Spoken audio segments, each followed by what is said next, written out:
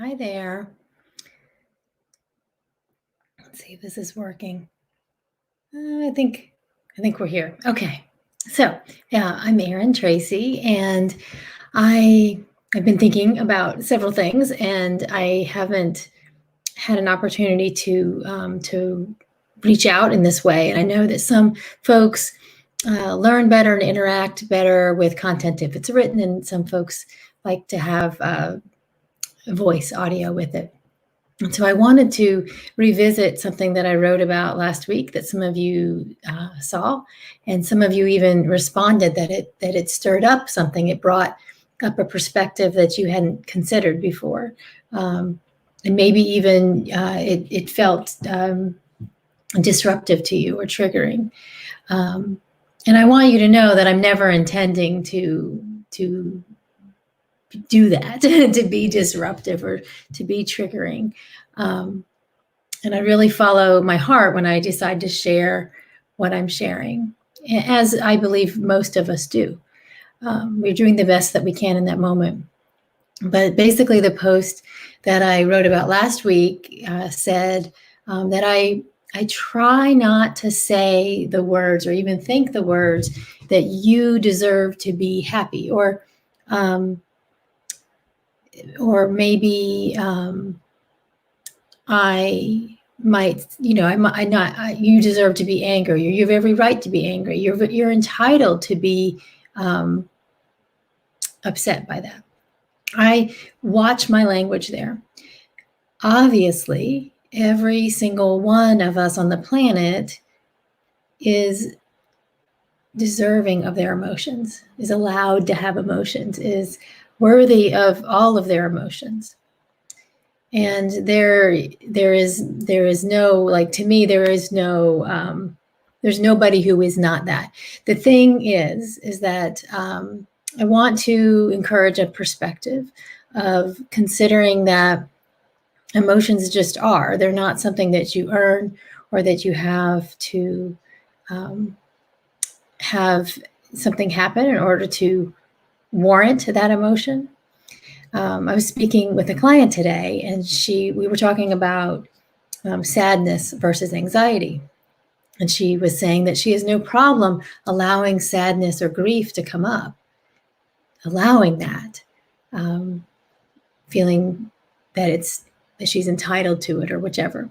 But when it came to anxiety, she didn't have that same feeling. She felt like it was bad and wrong, and she had to lock it down. And any emotion can have that sort of charge to it. We can have a judgment about it, even happiness, even joy. And this can I don't like to use the words positive and negative, but in order to just be clear here, I'm going to use them because most people understand what I mean when I say that. We might say, I'm sorry, I got something on the screen caught my eye. So we might say that it's more like happiness is a positive emotion. However, if you associate happiness with having to be worthy of it or deserving of it, it can have a negative connotation for you. So what I was writing about is, what if you were able to look at your emotions, or you were invited to, or shift the perspective that all emotions are available to everyone. They all exist on the human continuum, and no emotion is bad or wrong. I don't love these judgment statements, but they just are. And what we could do, instead of deciding whether or not it is okay for us to be in a certain emotion or not, we can just allow ourselves to feel what we feel and let it move through, feel our feelings fully. And I understand that sometimes that's not so easy. And I was sharing, and I'm very transparent with my group and with my clients, and I'll be transparent with you, this is a larger group of people. The last week has been a week where I have felt a lot of grief. I've had some personal losses in my life, and it apparently, those things also triggered a lot of old grief. and it's okay. And so allowing that, not making it bad or wrong, which had been, for me, as my client had a belief about anxiety being a state she didn't want to experience and that it was bad and that she shouldn't have that. And I love you. I get it. Been there. I felt that way about grief and sadness, that I just wanted to move it through and get over it and, not make anyone feel uncomfortable with my grief or whatever the story was at the time. And so, in this allowing, I'm very aware that this emotion, which can feel heavy when we stay in it for a long time, can feel very constricting, very unpleasant. Grief or anxiety or anger or even happiness can feel, the story of happiness can be a constriction if there is constantly this story of wondering if you deserve it or not, or you see someone else happy and you have a judgment that they don't deserve it, or you see someone else content, or even angry. You see someone angry and in your judgment, they have everything that they need. Why would they be angry? So the message, the thing that I wanted to share, I guess, is I would invite you to not only practice this with yourself, allowing yourself to feel fully what's going on so that it can move through and another state can be experienced, and not putting a label on one way being better than another in the way that you're feeling.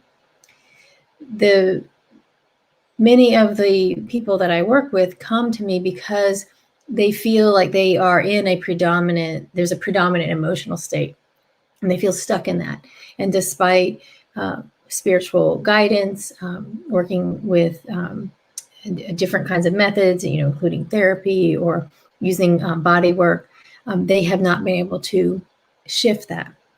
And so the ways, the things that I work with folks is changing the energy in the body, that or moving what might be stuck, because that does happen. If you've ever, gotten a neck ache when you're really stressed, or backache, or your stomach is upset when something is going on, emotionally, you can see that that's obviously, to me, it's obvious evidence that our emotions are connected to how our body feels, and that there might be something there. So I work with folks to move that through using medical Qigong skills that I have to support them to do that. The thing is that the work that you do for yourself, whether you have help or not, is the most powerful. And ultimately, it is each of our jobs to take complete responsibility for our emotional state. And I understand that there are things that have happened in your life and the lives of people that you know that really suck and that were really terrible. And maybe they're still going on today. And it can feel like emotional states are outside of our control because of these outside circumstances. And that can be shifted and healed. There is a way. And in addition to supporting people to move that, learning for yourself how to build up your foundational energy to get yourself so centered and able to pull back to the center in the midst of, life happening, and sometimes pretty intense life, traumatic experiences, abuse, or continued abuse or old abuse, and the stories are still there. In order to be able to come back to that, you have to have a way of not only building up this foundational energy, but also of relating to it things that have happened, things that are happening, with less fighting, with less resistance, with less hate. And when I start speaking this way, I always worry that, don't worry, but I want to be clear that I'm not talking about morality here. I'm not talking about that it's not right to be angry or to hate something. Many of us grew up with that in our faiths. And I'm not speaking of that. I am saying that there is a cost to us for staying with that. And if you're interested in changing that, I would love to talk to you about that. And you can certainly look at my private group, which seems like this video is not being recorded to right now. I hope it's being recorded somewhere. Anyhow, and I can't see if there's any comments. I see that people are here, but anyhow, I would love to speak with you further, and you might enjoy what I've put up in the group. I'm very happy to be very clear about how I support folks. And it's very possible that, understanding up here more about how transformational healing happens, that you go and do it. And I have found that many folks benefit greatly for having support along that path. So anyhow, I just wanted to touch in about that. I sincerely wish that you may know happiness and be free of suffering. Have a lovely evening or day or whenever you're listening to this. Good night.